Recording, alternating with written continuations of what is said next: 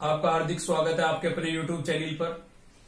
जैसा कि आपको पता है कि पिछली वीडियो में हम एक्सरसाइज 3.5 के 3 क्वेश्चन तक कवर कर चुके थे। ठीक है, अभी हम चल रहे हैं क्वेश्चन नंबर 4 पर। मैं आपको बता देता हूं कि क्वेश्चन नंबर 4 जो है वो स्टेटमेंट बेस्ड क्वेश्चन है, यानी कि आपको स्टेटमेंट को पहले ध्यान से समझना पड़ेगा।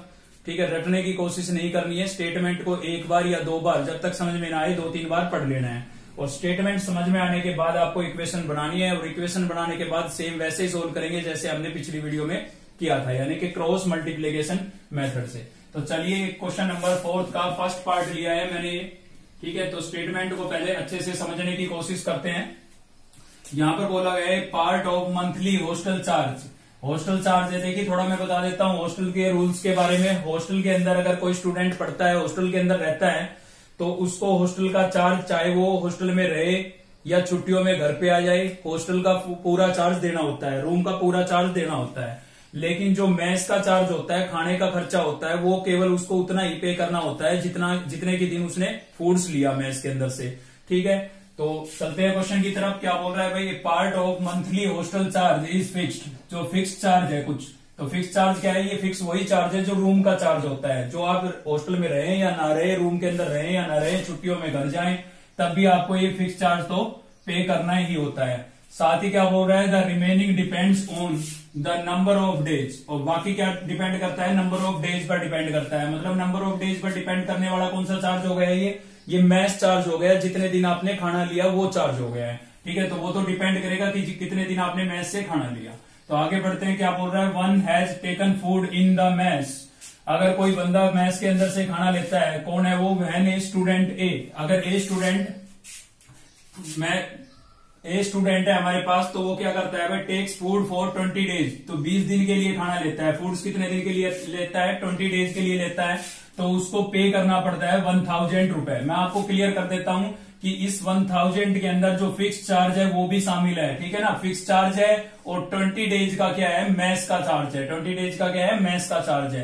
तो उसको ए स्टूडेंट को, अगर वो फिक्स चार्ज तो है ही, ये तो आप पे करना ही पड़ेगा, साथ ही वो 20 डेज खाना लेता है मैस से। ठीक है, तो इसका चार्ज, तो दोनों का जो सम है टोटल, उसको कितना पे करना पड़ा? 1000 रुपए पे करना पड़ा।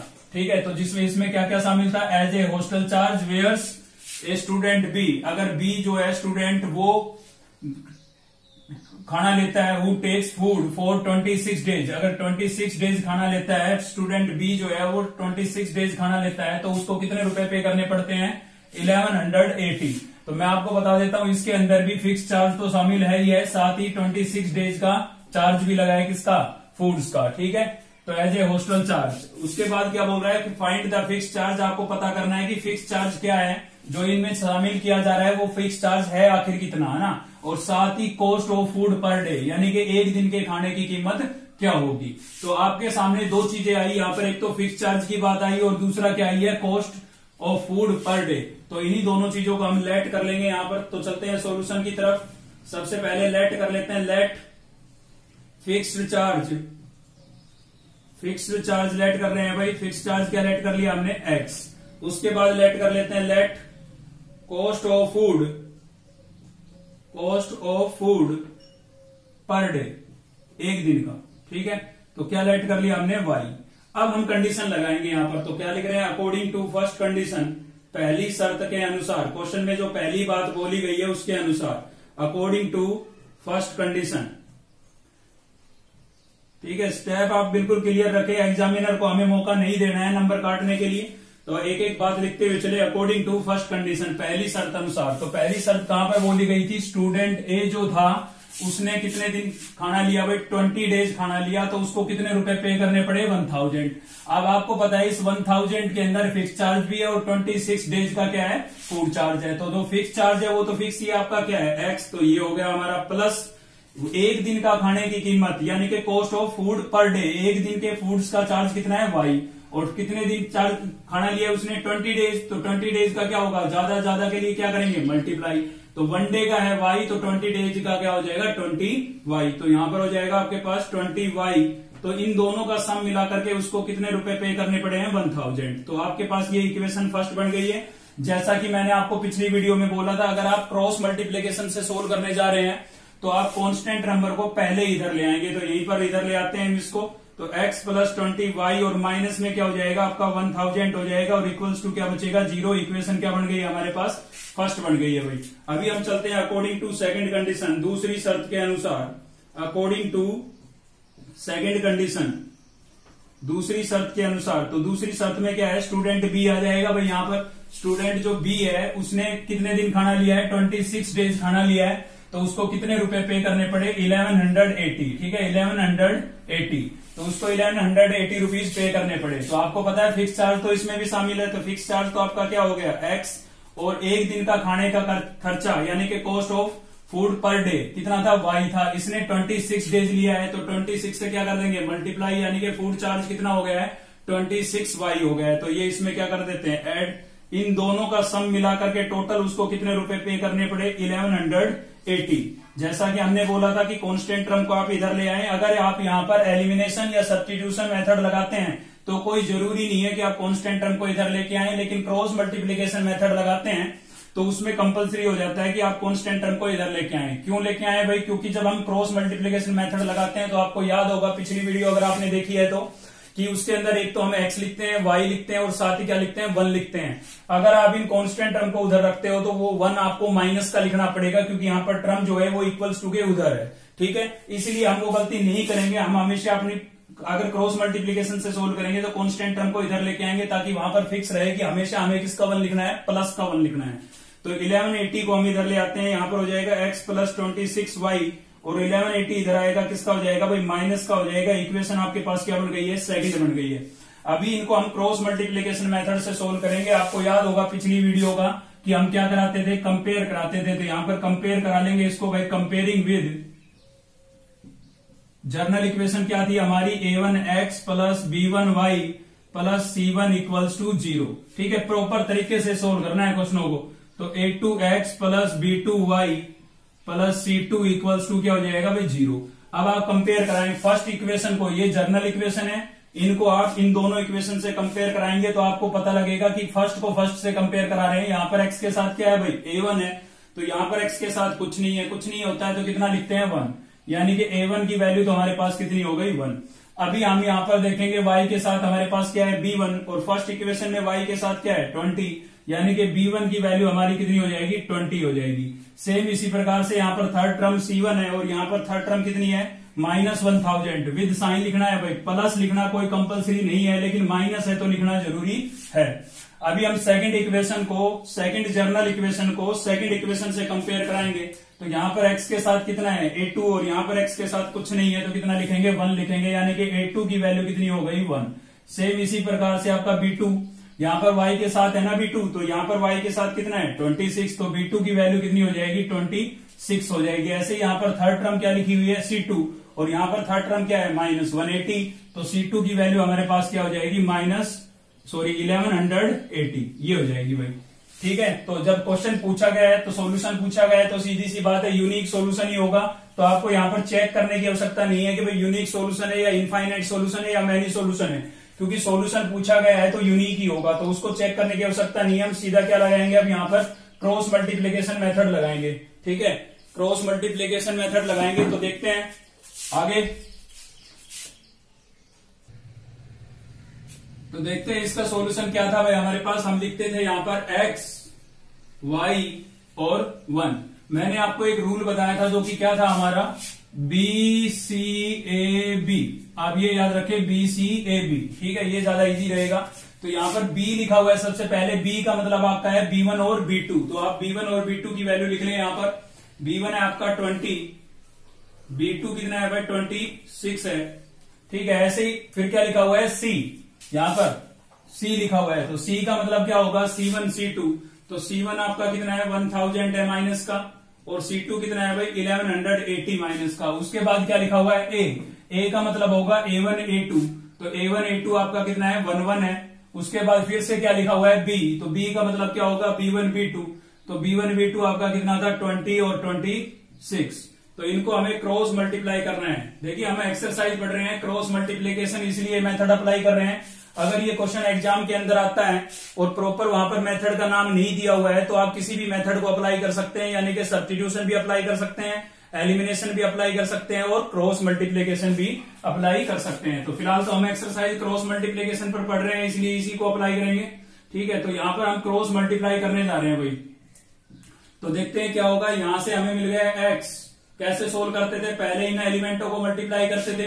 तो माइनस 1180 को 20 से मल्टीप्लाई करेंगे, क्या आएगा भाई, 2 जीरो तो हमने पहले ही लगा लिए, एक इसकी और एक इसकी। 118 को 2 से मल्टीप्लाई करते हैं आप, तो 2 8 जा कितना हो जाएगा 16, 1 कैरी, 2 1 जा 2 और 1 कितना हो जाएगा 3 और 2 1 जा 2।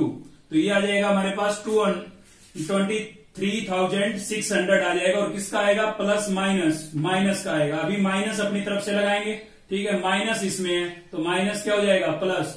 26 को 1000 से मल्टीप्लाई करेंगे तो क्या हो जाएगा 26,000 हो जाएगा भाई आपका। अभी आगे बढ़ते हैं, इक्वल टू का साइन लगाएंगे यहाँ पर, y अपॉन में कितना हो जाएगा हमारे पास, सेम यहाँ पर भी एलिमेंटों को मल्टीप्लाई करेंगे। पहले 1 को माइनस 1000 से करेंगे तो कितना आ जाएगा माइनस 1000 आ जाएगा। माइनस अपनी तरफ से लगाएंगे, आप देख सकते हैं। अब इन दोनों को मल्टीप्लाई करेंगे तो इसमें माइनस है और ये माइनस मिलकर के क्या हो जाएगा प्लस हो जाएगा। 1180 को 1 से मल्टीप्लाई करेंगे तो क्या आएगा 1180 आएगा। इक्वल्स टू का साइन लगाएंगे, आगे बढ़ते हैं, 1 के लिए सोल्व करते हैं। तो 26 को 1 से मल्टीप्लाई करेंगे, क्या आएगा 26 आएगा, माइनस अपनी तरफ से लगाएंगे। 1 को 20 से मल्टीप्लाई करेंगे तो क्या हो जाएगा 20 हो जाएगा भाई। तो यहां से हमारे पास कितना बच गया है, अब सब्ट्रैक्ट कर लें। 26,000 में से हम माइनस कर देते हैं किसको, 23,600 को भाई।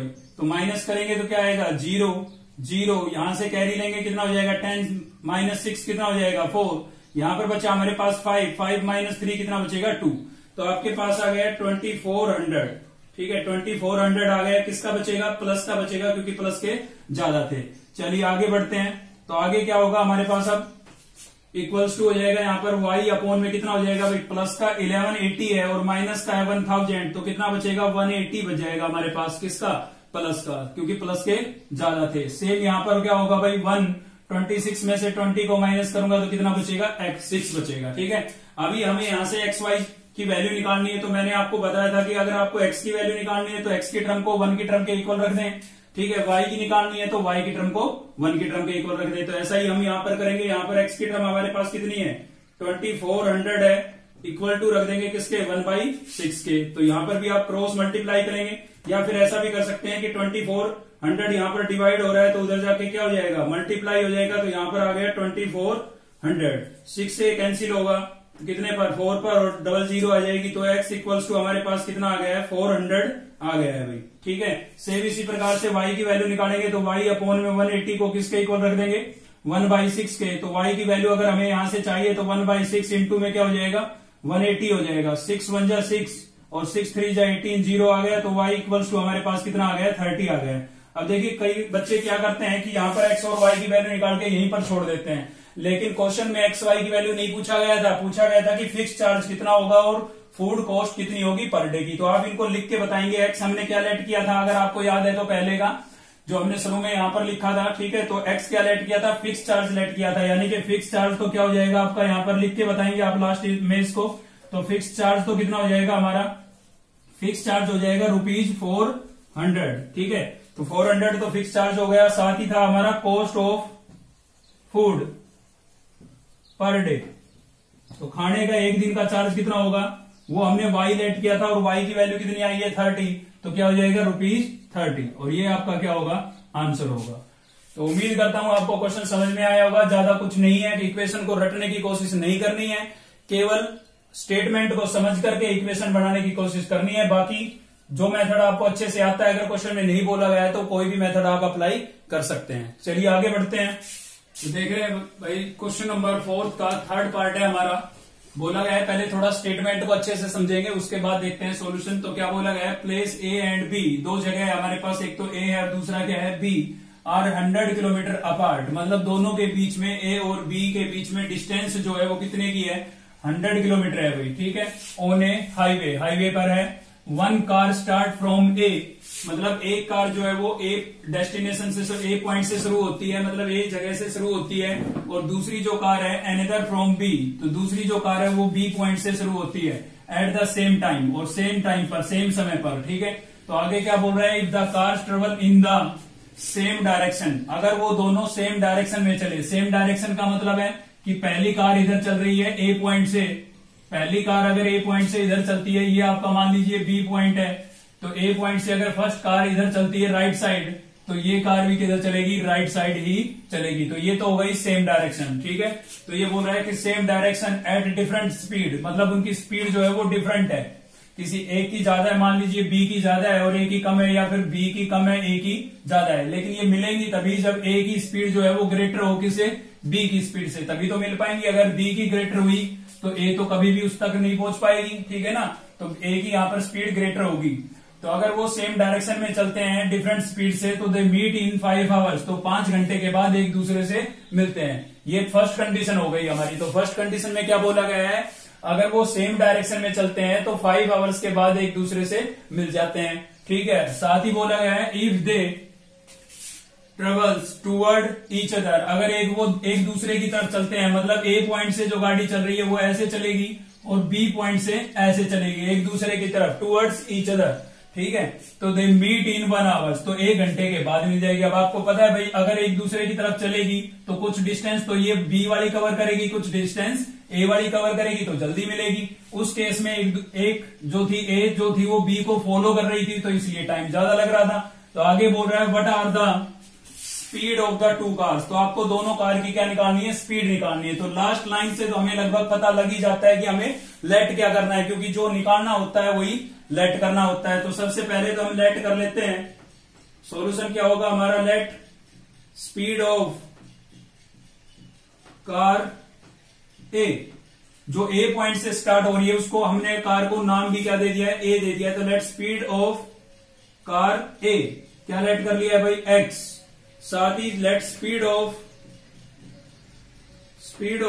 कार बी, कार बी की स्पीड क्या लेट कर ली है, वाई लेट कर लिया है। इससे पहले कि हम इसके सॉल्यूशन पर चलें, मैं आपको एक फॉर्मूला बता देता हूं, आपका होता है ये distance equals to speed into time, ठीक है। कभी भी डिस्टेंस या स्पीड का क्वेश्चन आ जाता है, ठीक है, डिस्टेंस या स्पीड से रिलेटेड क्वेश्चन आता है, हमेशा ये रिजल्ट आपका जरूर लगता है।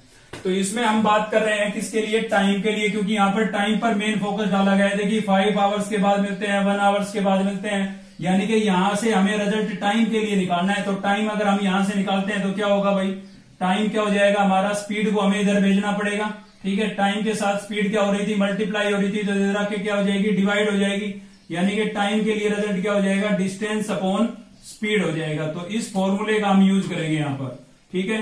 फिर से रिपीट कर देता हूं, बता देता हूं आपको, डिस्टेंस या टाइम स्पीड से रिलेटेड कभी भी क्वेश्चन आए ये रिजल्ट जरूर लगेगा। कभी आपको स्पीड निकालनी पड़ेगी, तो कभी टाइम निकालना पड़ेगा, तो कभी डिस्टेंस निकालनी पड़ेगी। तो जो निकालना हो उसके अकॉर्डिंग इस फॉर्मूले को आप चेंज कर लोगे। फिलहाल के लिए हमें क्या निकालना है, टाइम निकालना है, इसलिए हमने स्पीड यहां पर मल्टीप्लाई और इधर भेज दिया, क्या हो गया है, डिवाइड हो गया है। तो इस रिजल्ट को हम यूज करेंगे यहां पर। तो अकॉर्डिंग टू फर्स्ट कंडीशन, पहली शर्त के अनुसार क्या होगा भाई, अकॉर्डिंग टू फर्स्ट कंडीशन, तो फर्स्ट कंडीशन में सबसे पहले ऊपर क्या लिखा हुआ है, डिस्टेंस लिखा हुआ है, और डिस्टेंस हमारी कितनी थी, 100 किलोमीटर थी, तो लिख दिया हमने 100, और अपॉन में क्या लिखनी है, स्पीड। अब देखिए पहली गाड़ी की जो स्पीड थी, देखिए फर्स्ट कंडीशन में वो चल रहे हैं सेम डायरेक्शन में, मतलब ए पॉइंट ये आपका बी पॉइंट है, दोनों के बीच की जो डिस्टेंस है वो कितनी है, 100 किलोमीटर है, ठीक है। तो ये सेम डायरेक्शन में चल रहे हैं, मतलब ए इधर चल रहा है और बी भी इधर चल रहा है। तो आप बताइए, ये जो बोल रहा है कि क्वेश्चन में बोला गया है कि 5 आवर्स के बाद एक दूसरे से मिलते हैं, तो आप मुझे बता सकते हैं कि यहाँ पर बी का तो कोई मिलने के लिए रोल रहा नहीं, बी तो बल्कि डिस्टेंस को, इन दोनों के बीच को, गैप को इंक्रीज कर रहा है, ठीक है। तो इसकी जो स्पीड है वो हम माइनस करेंगे, क्योंकि यहाँ पर बी से मिलने के लिए चल कौन रहा है, ए चल रहा है, इसको फॉलो कर रहा है ए, तो ए की स्पीड तो हमारी पॉजिटिव रहेगी। लेकिन ये अगर यहीं पर कांस्टेंट रहता तब तो बात अलग थी, लेकिन ये आगे बढ़ रहा है, तो इसकी जो स्पीड है उसको हम कैसा लेंगे, नेगेटिव लेंगे, यानी कि इनकी एवरेज या ओवरऑल स्पीड निकालने के लिए हमें ए की स्पीड में से बी की स्पीड को क्या करना पड़ेगा, माइनस करना पड़ेगा, ठीक है। तो यहां पर ए की स्पीड कितनी थी हमारे पास, एक्स थी, और बी की स्पीड क्या है, वाई। तो वाई को मैंने माइनस का क्यों लिखा है, आपको शायद समझ में आ गया होगा, क्योंकि ए जो है वो मिलने के लिए अगर इधर चलता तब तो बी की स्पीड हम पॉजिटिव लेते, लेकिन मिलने के लिए कौन चल रहा है, केवल ए चल रहा है, बी तो डिस्टेंस को और इंक्रीज कर रहा है, इनके गैप को और ज्यादा बढ़ा रहा है, तो इसकी स्पीड को हम कैसा लेंगे, नेगेटिव लेंगे। ठीक है, तो बी की स्पीड हमने क्या लेट की थी, y, इसलिए मैंने यहां पर लिखा -y। तो ये डिस्टेंस हो गई और ये फाइनल स्पीड हो गई हमारी। तो डिस्टेंस अपॉन में स्पीड इक्वल्स टू क्या होता है, टाइम। और फर्स्ट कंडीशन में टाइम कितना लग रहा है, 5 आवर्स। तो इसलिए हम क्या लिखेंगे, यहाँ पर 5 लिखेंगे। ठीक है, साथ ही मैं आपको बता देता हूं कि जो एनसीईआरटी की बुक है हमारी, उसके अंदर इनकी स्पीड को u और v से डिनोट कर रखा है, लेट कर रखा है। कोई दिक्कत नहीं है, आप uv से भी लेट कर सकते हैं या xy से भी लेट कर सकते हैं, उससे कोई फर्क नहीं पड़ेगा। तो अभी हम इसको सोल्व करेंगे, तो इसके नीचे 1 लेट कर लेते हैं और क्रॉस मल्टीप्लाई करेंगे भाई। तो 5 आपका x से मल्टीप्लाई होगा, क्या हो जाएगा 5x। 5 को y से करेंगे, क्या हो जाएगा -5y। और 1 को 100 से करेंगे तो क्या हो जाएगा, 100 हो जाएगा। ठीक है, इक्वेशन फर्स्ट यहाँ पर नाम नहीं देंगे, जैसा कि मैंने आपको बताया था कि कांस्टेंट को आप पहले इधर ले आए। तो इस कांस्टेंट को इधर ले आते हैं, इधर आके किसका हो जाएगा, ये माइनस का हो जाएगा और इक्वल्स टू क्या हो गया, 0।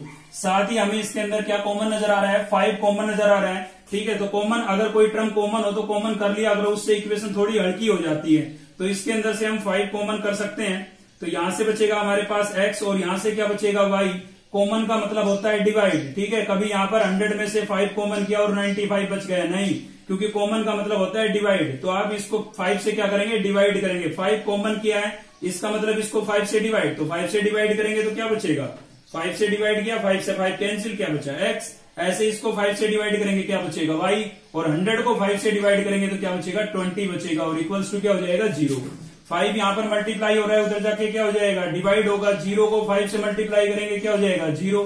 तो इक्वल्स टू हमारे पास क्या हो गया, 0 हो गया और इक्वेशन क्या बन गई है, फर्स्ट बन गई है भाई हमारे पास। ठीक है, तो ये अकॉर्डिंग टू फर्स्ट कंडीशन, पहली कंडीशन का हमने यूज किया तो फर्स्ट इक्वेशन हमारे पास बन गई। अभी हम आगे बढ़ते हैं, इक्वेशन सेकंड बना। अब चलते हैं सेकंड कंडीशन पर भाई। तो सेकंड कंडीशन लिख देते हैं यहाँ पर, अकॉर्डिंग टू सेकंड कंडीशन। एक एक स्टेप लिखते हुए क्वेश्चन करेंगे तो नंबर कटने का तो सवाल ही पैदा नहीं होता है। ठीक है, तो according to second condition, second condition में भी हम वही रिजल्ट लगाएंगे। क्या था रिजल्ट, आपको याद होगा, डिस्टेंस अपॉन में स्पीड। तो डिस्टेंस कितनी है आपकी, 100 है, और अपॉन में स्पीड। तो स्पीड के लिए समझे आप, ये आपका ए पॉइंट है और ये क्या है भाई, बी पॉइंट है। तो सेकंड कंडीशन में क्या बोला है, टूवर्ड ईच अदर, मतलब एक दूसरे की तरफ चलती हैं। तो आपको पता है बीच में जो गैप है उसको कवर करने के लिए ए भी अपना काम कर रहा है और बी भी अपना काम कर रहा है, यानी कि इसकी भी जो स्पीड है उसको हम कैसा लेंगे, पॉजिटिव, और इसकी स्पीड को भी कैसा लेंगे, पॉजिटिव, क्योंकि दोनों एक दूसरे से मिलने के लिए चल रहे हैं। तो मिलने के लिए दोनों काम कर रहे हैं, तो दोनों की स्पीड जो है वो पॉजिटिव रहेगी इस केस में। तो ओवरऑल स्पीड क्या हो जाएगी आपकी, यहां से x और प्लस y। तो ये हो गई आपकी डिस्टेंस, ये फाइनल स्पीड हो गई। तो डिस्टेंस अपॉन में स्पीड क्या होता है, टाइम, और टाइम इसमें कितने का लग रहा है, 1 आवर्स का। ठीक है, अब इसके नीचे कुछ नहीं है तो कितना लेट कर लेते हैं, 1 लेट कर लेते हैं। क्रॉस मल्टीप्लाई करेंगे, x प्लस वाई को 1 से मल्टीप्लाई करेंगे, x प्लस वाई, और 100 को 1 से मल्टीप्लाई करेंगे, क्या हो जाएगा, 100 हो जाएगा। अभी 100 को हम इधर लेके आएंगे। ठीक है, तो 100 इधर आएगा तो किसका हो जाएगा, माइनस का, और इक्वल्स टू क्या हो गया है, 0। अभी इनको सोल्व करने के लिए हम सेम वही कंपेयर करेंगे। कंपेयर करते हैं, तो कंपेयर करेंगे तो क्या होगा, सीधा कंपेयर कराते हैं। तो यहां पर होगा comparing with a1x plus b1y plus c1 equals to 0, a2x plus b2y plus c2 equals to 0। अगर आप बने रहते हो तो कोई भी चीज याद करने के लिए नहीं छोड़ूंगा, साथ साथ याद करा दूंगा। अब तक आपको ये याद हो चुकी होगी। तो इक्वेशन फर्स्ट को फर्स्ट से कंपेयर कराएंगे तो a1 की वैल्यू तो कितनी हो जाएगी हमारे पास 1, b1 की वैल्यू कितनी हो जाएगी भाई, -1 हो जाएगी, और c1 की वैल्यू कितनी हो जाएगी हमारे पास, -20 हो जाएगी। ठीक है, इसी प्रकार से सेकंड को सेकंड से कंपेयर कराएंगे तो a2 हो जाएगा आपके पास 1, b2 हो जाएगा आपके पास प्लस का 1। ठीक है, x का कोएफिशिएंट लिख रहे हैं। अभी c2 क्या हो जाएगा, माइनस का 100। तो अभी हम इसको क्रॉस मल्टीप्लीकेशन मेथड से सोल्व करेंगे। तो देख अप्लाई करते हैं इसमें क्रॉस मल्टीप्लीकेशन मेथड।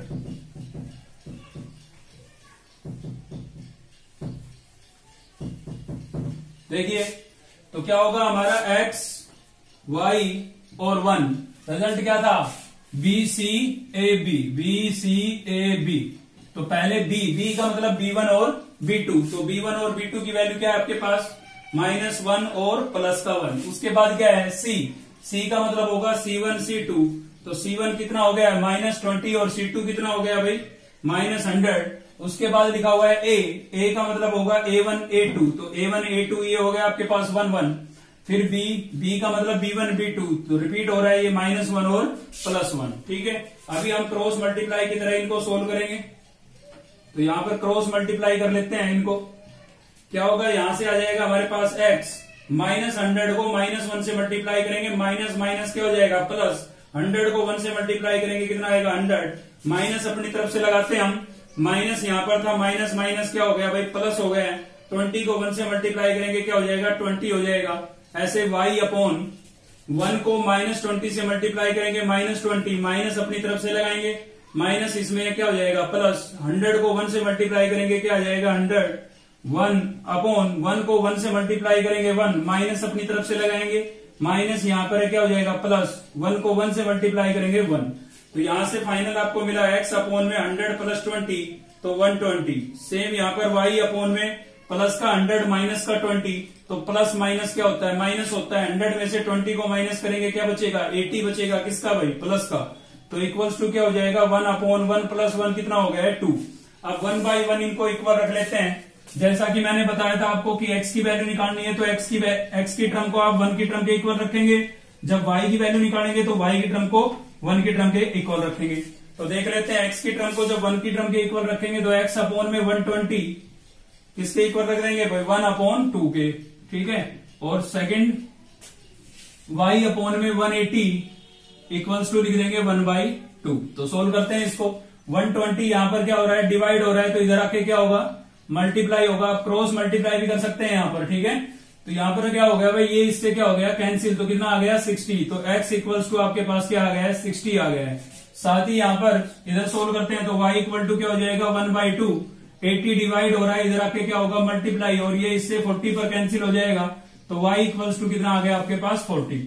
लेकिन यहां पर छोड़ दिया तो एक नंबर तो आपका पक्का गया, इसलिए यहां पर आपके पास जो एक्स वाई की वैल्यू आई है, एक्स वाई थोड़ी ना निकालना था, हमें तो निकालना था। हमने क्या लेट किया था, हमने लेट किया था स्पीड ऑफ कार ए और स्पीड ऑफ कार बी, तो वो लिखना पड़ेगा यहां पर। तो speed of car A, speed of car A, तो ए कार की स्पीड हमारे पास कितनी क्या लेट की थी हमने x, और जिसकी वैल्यू कितनी आई है 60, तो यहां पर लिखेंगे 60। अब यहां पर यूनिट भी नहीं लिखी तो भी हाफ नंबर गया, इसलिए यूनिट लिखना कंपलसरी है। तो यूनिट कैसे लिखेंगे भाई, तो डिस्टेंस आपको किसमें दी हुई थी किलोमीटर में, और टाइम किसमें दिया हुआ है आवर्स में, तो स्पीड की यूनिट क्या हो जाएगी किलोमीटर पर आवर्स। ठीक है, 60 किलोमीटर पर आवर्स, मतलब 60 किलोमीटर की डिस्टेंस कवर करती है कार ए 1 आवर्स के अंदर। अभी चल रहे हैं हम स्पीड ऑफ कार बी, तो कार बी की स्पीड हमने क्या लेट की थी y, और y की वैल्यू कितनी आई है 40, तो यहां पर लिखेंगे 40 किलोमीटर पर आवर। ठीक है, तो ये आपका क्या होगा आंसर होगा। इसी के साथ ही हमारी एक्सरसाइज कंप्लीट हो गई है। मैं आपको बता देता हूं क्वेश्चन नंबर 4 के अंदर 5 पार्ट्स है, जिसमें से 2 हमने कवर किए हैं। बाकी आप स्टेटमेंट को अच्छे से समझ के सोल्व करने की कोशिश करें। अगर आपको वीडियो अच्छी लगी तो लाइक करें, अपने दोस्तों के साथ शेयर करें, और चैनल को सब्सक्राइब कर लें, बेल आइकन को दबा लें ताकि नेक्स्ट वीडियो का नोटिफिकेशन आपको मिलता रहे।